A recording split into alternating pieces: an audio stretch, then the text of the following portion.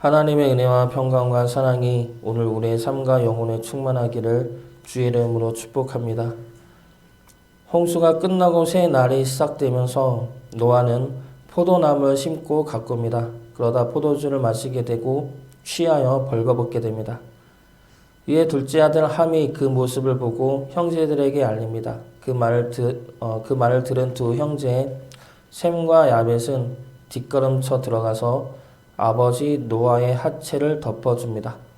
술에서 깬 노아는 이 이야기를 듣고 가나안을 저주하죠. 이것이 오늘 본문의 말씀인데 두 가지의 의문점이 생깁니다.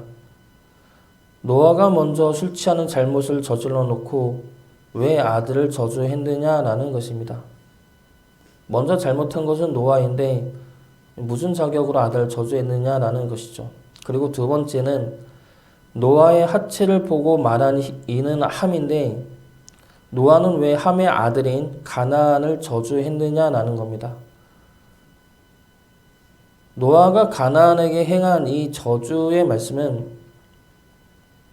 예언자적인 말씀입니다. 노아가 분노하고 화가 나서 저주를 한 것이 아니라 이 말씀은 하나님의 말씀으로 태어난 설교이며 예언자적인 말씀이라는 겁니다. 그렇기 때문에 함이 아니라 함에서 가나안으로 그리고 가나안을 통해 흘러가는 죄의 모습에 대해 저주하고 경고하고 있는 것입니다. 노아는 새로운 아담이죠. 아담에게 원죄가 들어온 것처럼 노아 역시 은혜를 입었지만 원죄 안에 있는 사람입니다. 죄성을 갖고 있는 죄인이라는 것이죠. 술에 취한 사건은 노아 역시 죄인이라는 것을 드러낸 사건이고 하나님의 은혜로만 살 수밖에 없음을 증명하는 사건입니다. 그런데 문제는 그 죄가 끊어져야 하는데 또다시 죄가 들어오므로 인류가 다시 갈라지기 시작하게 되었다는 겁니다. 가인의 자손과 셋의 자손이 갈라선 것처럼 노아의 자손 역시 함으로 인해 갈라서게 된 것입니다. 그렇기 때문에 하나님은 노아를 통해 가나안으로 이어지는 죄에 대한 심판과 경고의 말씀을 주고 있는 것입니다. 하나님의 심판의 말씀은 심판하겠다가 아니죠. 이대로 가면 심판이 임하니 돌아오라는 말씀입니다.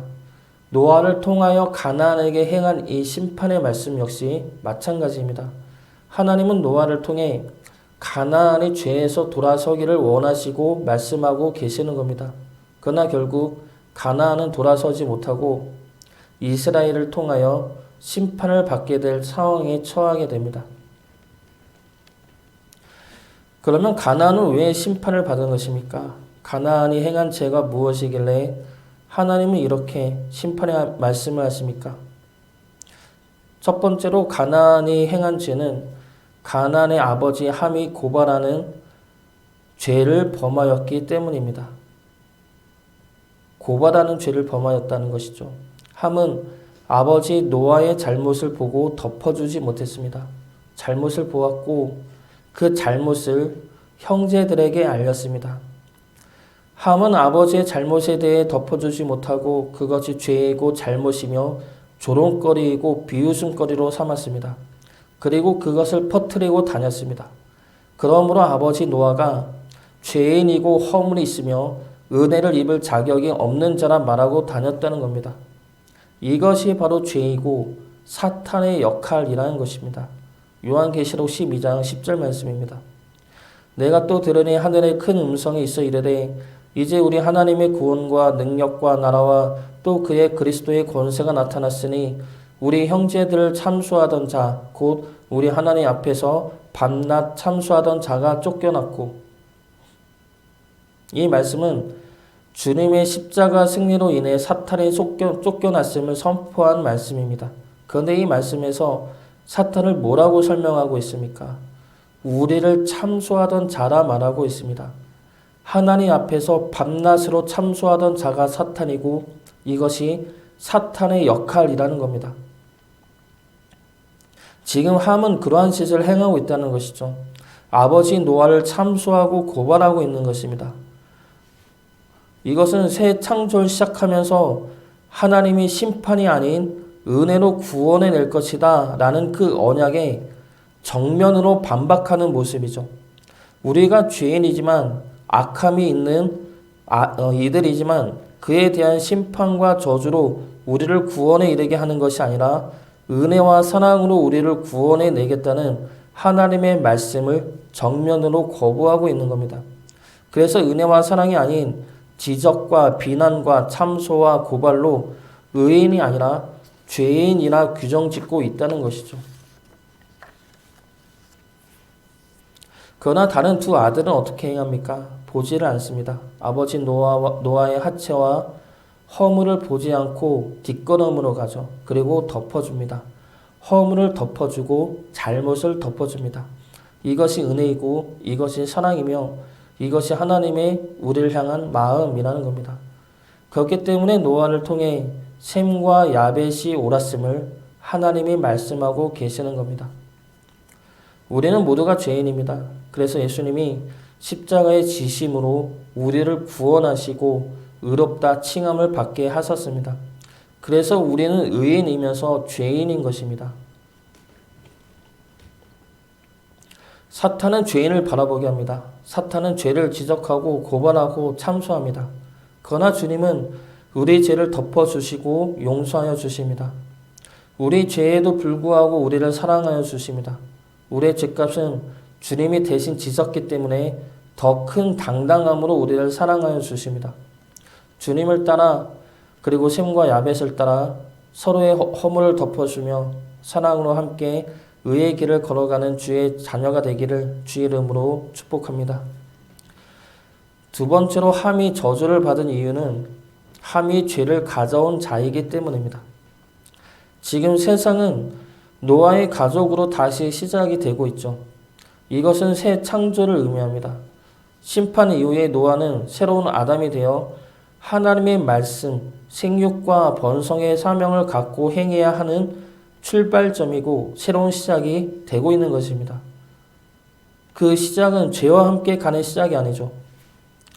죄를 심판하고 의로서 시작해야 하는 날들이며 하나님의 사람으로 생육하고 번성해야 하는 날들입니다. 그러므로 이 땅에 하나님의 사람과 그러므로 이 땅에 하나님의 사람들이 믿음과 사랑으로 온전히 주를 경배하며 따르며 살아야 합니다. 그런데 그런 온전한 세상 위에 함이 무엇을 가져옵니까? 다시 한번 죄를 가져온 것입니다. 뱀이 에덴 동산에 죄를 가져온 것처럼 새롭게 시작하는 거룩한 이 땅 위에 함은 죄를 뿌리고 있는 것입니다. 그러므로 그 죄로 인해 거룩한 이 땅을 더럽히고 거룩한 하나님의 사람을 죽음으로 또다시 이끌어가고 있다는 겁니다.